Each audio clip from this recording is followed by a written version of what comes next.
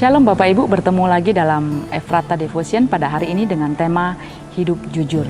Firman Tuhan akan kita baca dari Yesaya 33 ayat 15 sampai 16. Orang yang benar, orang yang hidup dalam kebenaran, yang berbicara dengan jujur, yang menolak untung hasil pemerasan, yang mengebaskan tangannya supaya jangan menerima suap, yang menutup telinganya supaya jangan mendengarkan rencana penumpahan darah, yang menutup matanya supaya jangan melihat kejahatan.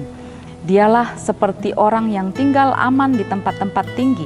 Bentengnya ialah kubu di atas bukit batu, rotinya disediakan, air minumnya terjamin. Firman Tuhan tadi berkata Bapak Ibu bahwa orang-orang yang hidup dalam kebenaran, yang berbicara dengan jujur. Jadi secara khusus hari ini kita mau membahas tentang hidup jujur, dan orang yang hidup jujur dikatakan di sini dialah seperti orang yang tinggal aman, yang juga rotinya disediakan dan air minumnya terjamin. Bapak Ibu yang terkasih, suatu hari saya mau isi galon air 3 galon air ke depot isi ulang air. Ya, waktu saya datang dengan 3 galon, engkau ini sudah langganan. Jadi dia sambut saya dan kemudian dia bilang gini, "Bu, filter saya sedang rusak. Jadi hari ini saya nggak bisa jualan, baru aja rusak. Jadi Ibu ke sebelah sana aja Bu, ada depot air juga." Nah, Bapak Ibu yang terkasih, pemilik depot isi ulang ini mengatakan yang sebenarnya, walaupun artinya dia nggak dapat keuntungan. Karena kalau tadi dia nggak bilang filter pembersihnya itu rusak, saya kan nggak tahu. Ya, dia bisa aja isi air dan kemudian beri kepada saya pasti juga nggak tahu. Tapi dia memilih untuk jujur daripada mementingkan keuntungan dan merugikan pelanggan. Namun setelah itu Bapak Ibu, kita bisa tebak apa yang terjadi, bahwa pelanggan makin percaya dan akan datang lagi. Walaupun tadi pas filternya rusak, dia nggak dapat keuntungan, tetapi setelah itu selanjutnya orang dan pelanggan jadi makin mempercayai dia. Bapak Ibu, orang jujur hari ini mungkin sedikit langka, ya.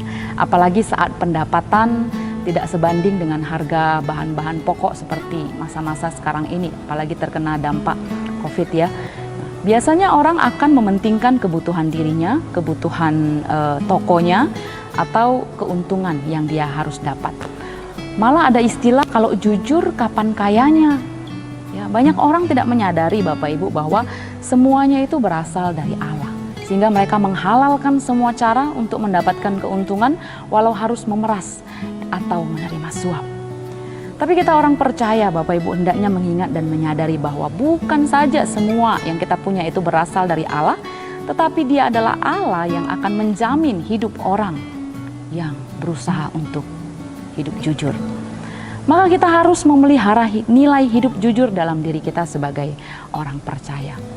Ayat 16 katakan bahwa orang-orang jujur ini akan tinggal aman karena dijagai dan dijamin Allah. Roti dan air disediakan dan dijamin. Bahkan saya percaya kita alami sendiri bahwa tidak jarang kelimpahan pun terjadi di dalam kehidupan orang-orang percaya yang hidup jujur. Nah Bapak Ibu yang terkasih, hidup jujur bukan saja berbicara secara sempit mengenai dunia transaksi, tetapi juga menyangkut aspek-aspek kehidupan lainnya seperti perilaku, perkataan, berani mengakui kesalahan, berani bertanggung jawab, tidak menipu, tidak berbohong, tidak curang saat ujian atau saat-saat sulit. Ini merupakan aspek-aspek yang berkaitan dengan nilai kejujuran. Amsal 2 ayat 7a berkata, Ia menyediakan pertolongan bagi orang yang jujur. Karena memang untuk jujur nggak gampang Bapak Ibu. Tapi meskipun dalam prakteknya menjalankan nilai hidup jujur ini tidak mudah, ya, mengingat banyak godaan untuk tidak jujur, apalagi ada anggapan mendatangkan kerugian dan kesulitan. Tapi kita sebagai orang percaya, mari kita ingat, ya, mari kita pegang firman Tuhan, bahwa dalam hidup kita yang berusaha hidup jujur, hidup benar, Tuhan menyediakan pertolongan. Bahkan Tuhan tidak menahan kebaikan bagi orang-orang yang hidupnya tak bercelah, yang hidupnya jujur. Mazmur 84 ayat 12b.